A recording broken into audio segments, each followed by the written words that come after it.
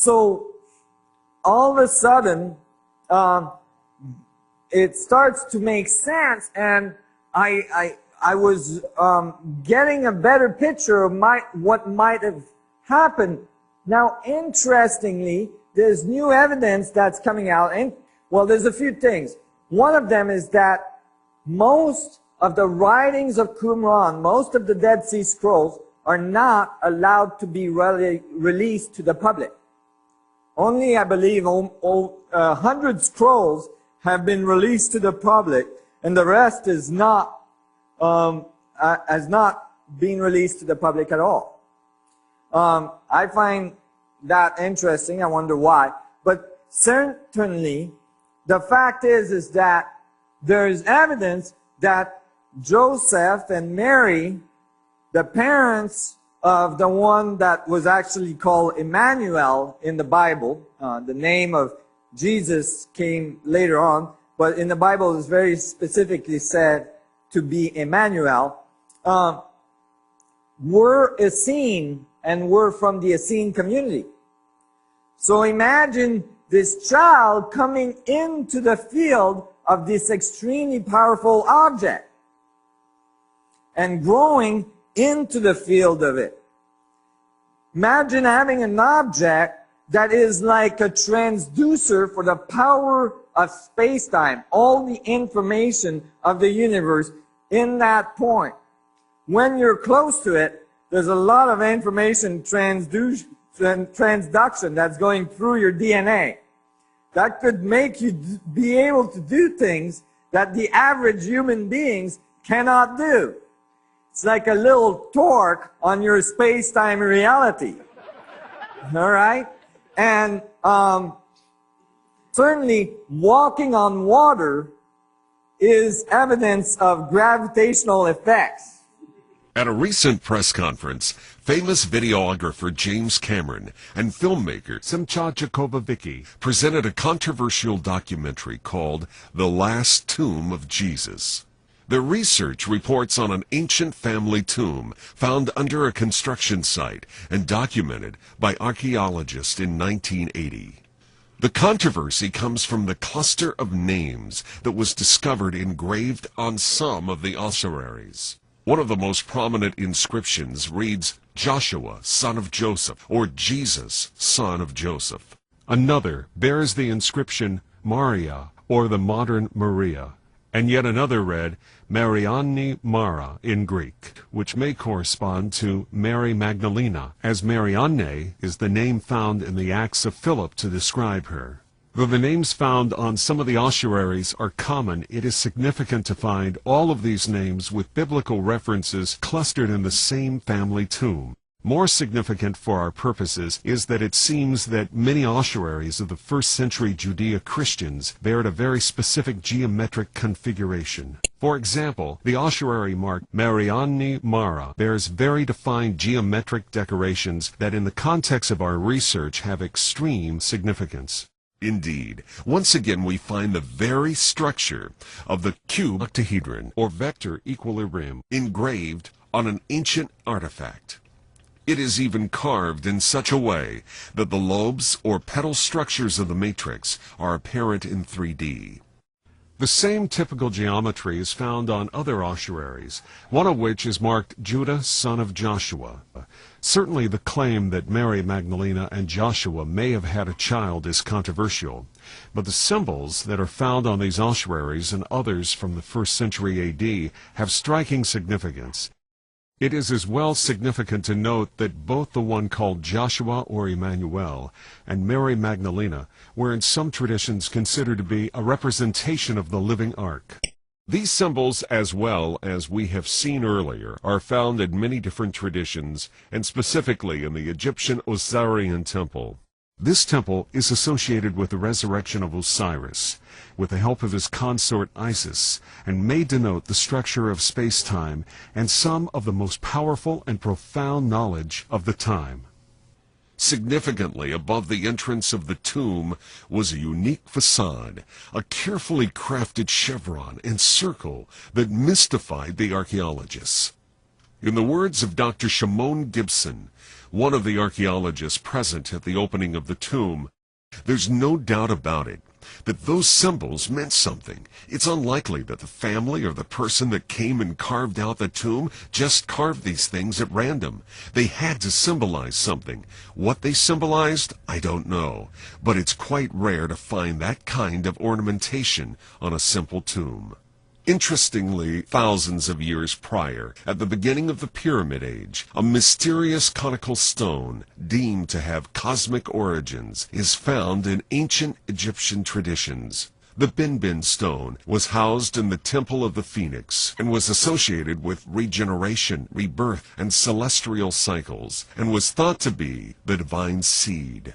The Bin stone disappeared long before Herodotus, an earlier Greek historian, visited Egypt, but not before it had relegated its name to the apex stone placed on top of pyramids or obelisks. One such example was found from the Pyramid of Amenemhet III and is housed at the Cairo Museum. It bears the inscription, "King Amenemhet III sees the beauty of the sun. He sees the Lord of the horizon sailing in his boat over the sky." Would this be the Lord of the event horizon flying in his ship in the sky? Interestingly, this most sacred object is almost a perfect match to the so-called chevron found at the entrance of what may be one of the most significant archaeological discoveries of our time. The chevron and circle is typical of the symbology of the ancient Egyptian all-seeing eye. Again, we see that this most important symbol in the Egyptian tradition was used to describe a fractional series from half to the magic fractional structure 1/64. The symbol is as well found as representation of ultimate power on the top altar of Mayan temples, and is depicted on walls in various ancient locations of the Americas.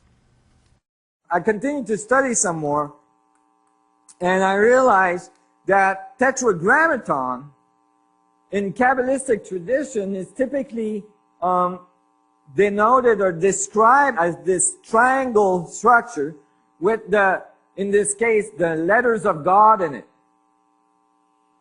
And if you actually look at the way the letters of God are laid out in it, it's like an isotropic vector metric. Okay? So 1, 2, 3, and 4. There's 4 layers to the isotropic vector metric. If you took the first layer here, you'd have 1, 2, 3, 4 on the bottom, 3 in the middle, 2 here, and then 1 on top. Just like the way these letters are laid. And the Kabbalistic tradition are very clear that you shouldn't take the letters at face value, that actually each letter has a mathematical number attached to it, and that it's the numbers that have a meaning as well. So if you look at the numbers of the tetragrammaton, then it's 10, 5, 10, 6, 5, 10, and 5, 6, 5, 10.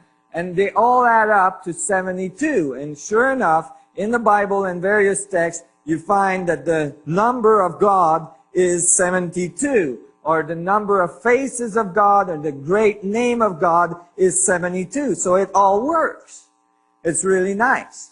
The thing is that this is only a male God.